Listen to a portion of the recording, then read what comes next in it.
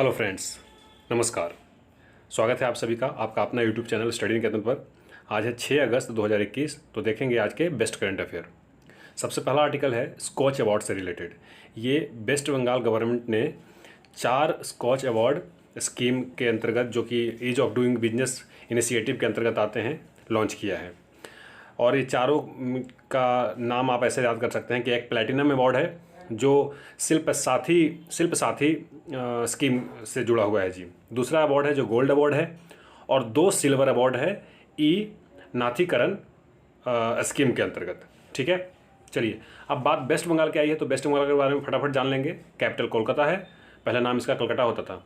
23 जिले यहाँ हैं जी। जगदीप धनखड़ यहाँ के गवर्नर हैं। ममता बनर्जी चीफ मिनिस्टर हैं। यूनिक कैमरल यहाँ के लेजिस्लेचर है। लेजिस्लेटिव असेंबली 294 सीट, लोकसभा में 42 सीट, राज्यसभा में 16 सीट। कलकत्ता हाई कोर्ट यहाँ है जी। 1 जुलाई 1862 को इसका फॉर्मेशन हुआ था।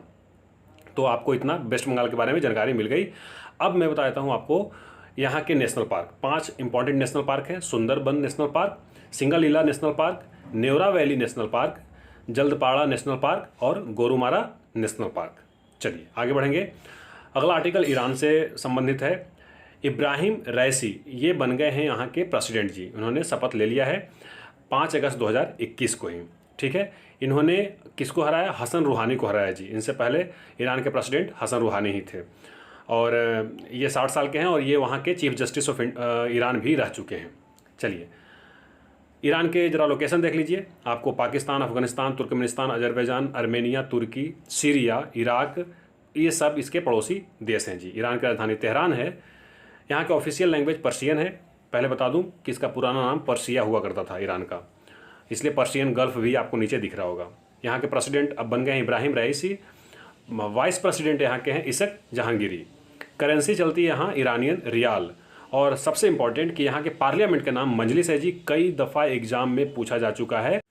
आगे बढ़ेंगे। ISA यानी international solar alliance framework agreement. तो जर्मनी 5th कंट्री बन गया है जी international solar alliance framework agreement amendment आने के बाद। और ये अमेंडमेंट कब फोर्स में आया था? 8 जनवरी 2021 को।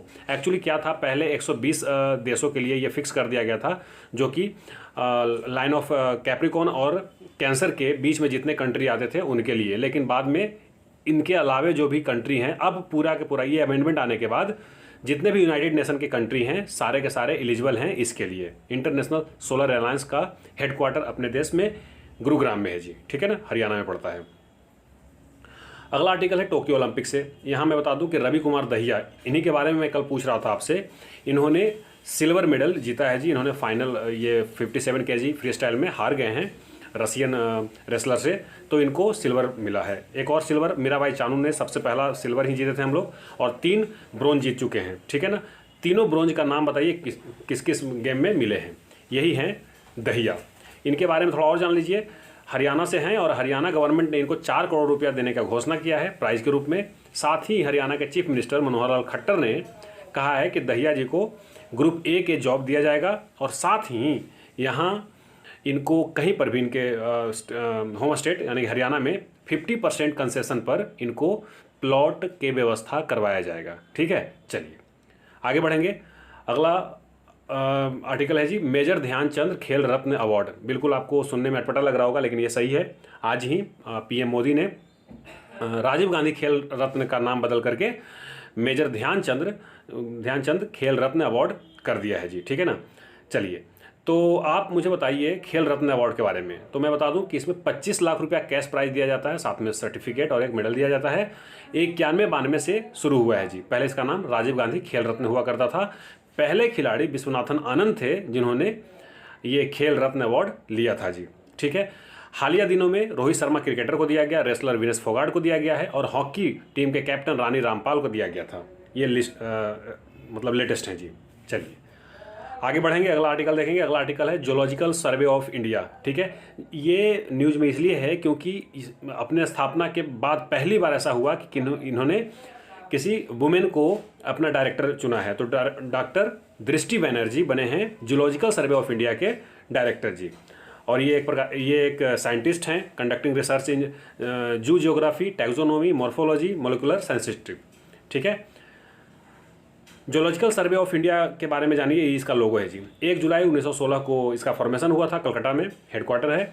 डॉक्टर दृष्टि बनर्जी अभी डायरेक्टर बनी हैं और पहली महिला हैं ये। 16 रीजनल सेंटर हैं और ये ministry of environment, forest and climate के अंतर्गत वर्क करता है। शंकर सुब्रमण्यम उर्फ बाबू नारायण, ये एक्चुअली इनका देहांत हुआ है अभी हालिया दिनों में। ये 2 बार के मतलब ओलंपियन रहे हैं जी। मतलब ये फुटबॉल में गोलकीपर थे 1956 में और 1960 में ये ओलंपिक्स में पार्टिसिपेट किए थे। और यहाँ आप देखिए ये 4th प्लेस पे भी रहे थे 1956 में, और साथ ही 1964 में एशियन गेम में इन्होंने कप्तानी किया था जी। साथ ही महाराष्ट्र को संतोष ट्रॉफी जिताने में अहम भूमिका निभाई थी 64 में। हिरोशिमा डे 6 अगस्त को हिरोशिमा पर आपको पता है लिटिल बॉय नाम का एक बॉम्ब था जिसको यूएसए ने सेकेंड वर्ल्ड वार के दौरान 6 अगस्त 1945 को गिराया था जी। और मैं बता दूं कि वहाँ 70,000 लोग मारे गए थे, करीब 90% लोग उस शहर के मारे गए थे। और इतने दर्दनाक था कि बाद में भी 10,000 लोग मरे थे उसके इफेक्ट से। तो उसी के 76वां एनिवर्सरी अभी 6 अगस्त को यानी आज मनाया गया है। और ये कहाँ पर है आपको पता है, जापान में ही है। और आप मुझे एक सवाल का जवाब दीजिए। पहले बता दूं मैं कि वर्ल्ड वार चला था, सेकेंड वर्ल्ड वार 1939 से 1945 तक। और ये जो बम था लिटिल बॉय, इसमें इसका वजन था 9,000 पाउंड। यूरेनियम 235 इसमें था जी। और ये जो जिससे गिराया गया था उसका नाम USB-29 बॉम्बर एयरक्राफ्ट था। ठीक है, बाकी के एक्सप्लेनेशन दिया हुआ है।